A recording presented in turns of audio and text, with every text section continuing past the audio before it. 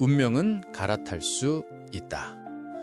안녕하세요, 여러분. 오늘 이 자리에 함께 해주셔서 감사합니다. 강해를 시작하기 전에 여러분께 질문 하나 드리고 싶습니다. 혹시 이런 말 들어보신 적 있나요? 저 사람은 부자의 운명을 타고났어. 아마 많이 들어보셨을 겁니다. 하지만 제가 오늘 여러분께 전하고 싶은 메시지는 이와 정반대입니다. 운명은 타고나는 게 아니라 갈아타는 것이다. 이 한 문장이 오늘 강의의 핵심입니다. 지금까지 가난과 결핍의 선로 위에 서 있었다면 오늘부터는 부자의 운명으로 갈아탈 수 있습니다. 이것은 단순한 희망사항이 아닙니다. 과학적 근거와 실제 사례가 뒷받침하는 현실입니다. 운명에 대한 착각을 깨트리자 많은 사람들이 인생이 정해져 있다고 믿습니다. 부모가 가난하면 나도 가난할 거야. 운명은 바뀌지 않아 라고 말하죠. 하지만 투자의 신 워렌 버핏은 이렇게 말했습니다. 인생은 어느 부모를 선택했느냐로 90%가 결정된다. 그러나 나머지 10%가 당신의 모든 것을 바꿀 수 있다. 그 10%가 바로 무엇일까요? 바로 선택입니다. 내가 어떤 생각을 하고 어떤 습관을 갖고 어떤 행동을 반복하느냐가 운명을 새로 쓰는 힘이 됩니다. 실제로 세계 최고의 부자들을 보면 대부분이 맨손에서 시작했습니다. 아마존의 제프 베조스는 차고에서 시작했고 테슬라의 일론 머스크는 남아프리카의 평범한 가정에서 태어났습니다. 그들이 특별한 건 DNA가 아니라 선택이었습니다. 생각이 운명을 만든다.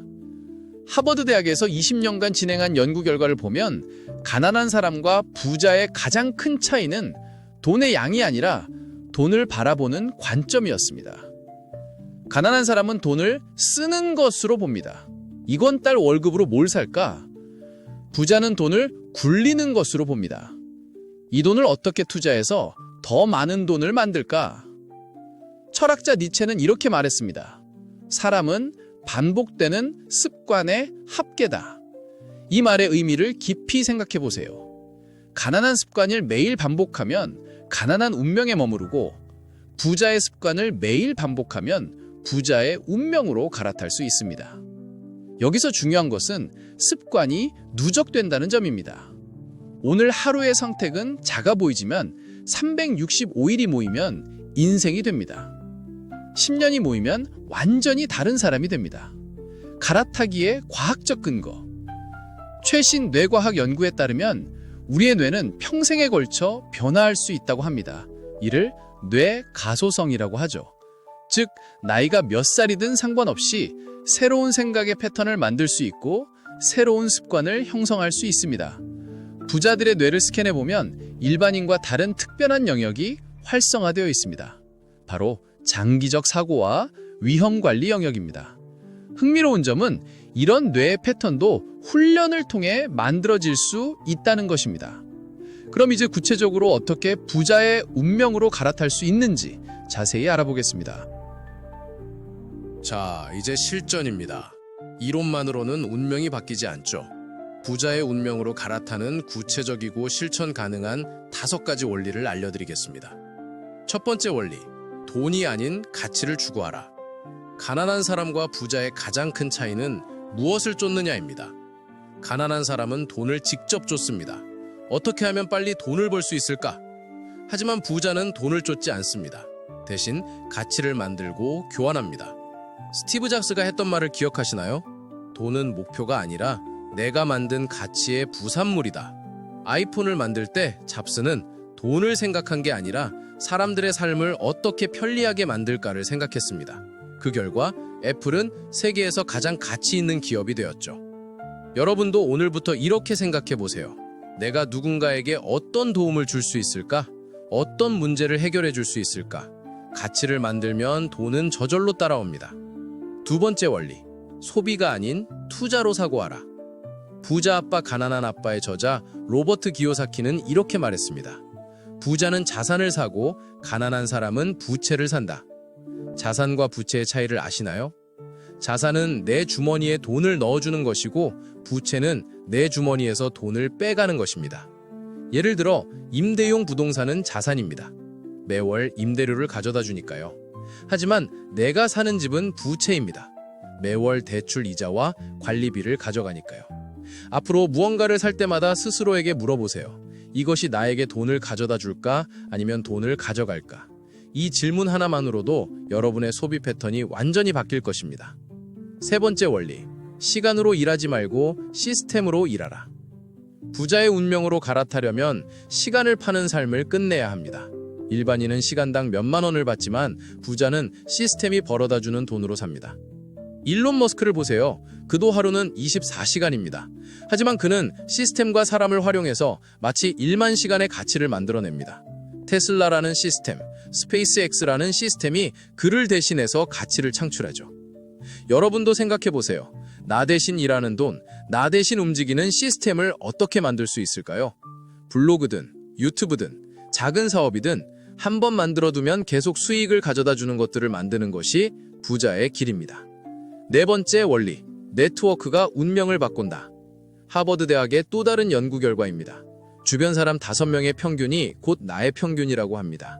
이게 정말 무서운 얘기예요. 가난한 사람들만 곁에 두면 그들의 생각과 습관이 내 것이 되고 부자들의 곁에 있으면 부자의 생각이 전염됩니다. 그러므로 여러분의 인간관계는 곧 운명입니다. 술 마시고 하소연하는 모임보다는 책을 읽고 투자를 논하는 모임에 참여하세요. 성공한 사람들의 강의를 듣고 그들의 책을 읽으세요. 직접 만나기 어렵다면 간접적으로라도 그들의 생각에 노출되는 것이 중요합니다. 다섯 번째 원리, 운명은 지금의 선택으로 갈아탄다.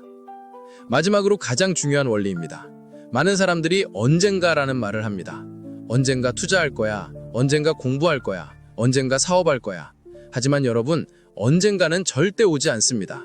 운명은 지금의 선택, 오늘의 습관으로 갈아타는 겁니다. 작은 투자라도, 작은 공부라도, 작은 실행이라도 오늘 시작하는 것이 운명을 바꾸는 시작입니다. 실제 성공 사례들. J.K. 롤링을 아시죠? 해리포터의 작가입니다. 그녀는 한때 생활보호 대상자였습니다. 아이 하나 키우는 싱글맘으로 정부 보조금으로 겨우 살아갔죠. 하지만 그녀에게는 하나의 습관이 있었습니다. 매일 카페에서 글을 쓰는 것.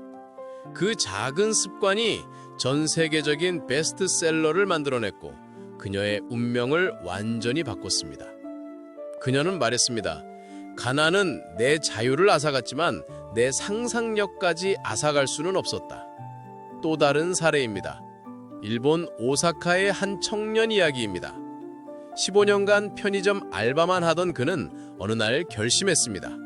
매일 30분씩 영어 공부를 하겠다고. 거창한 목표가 아니었어요.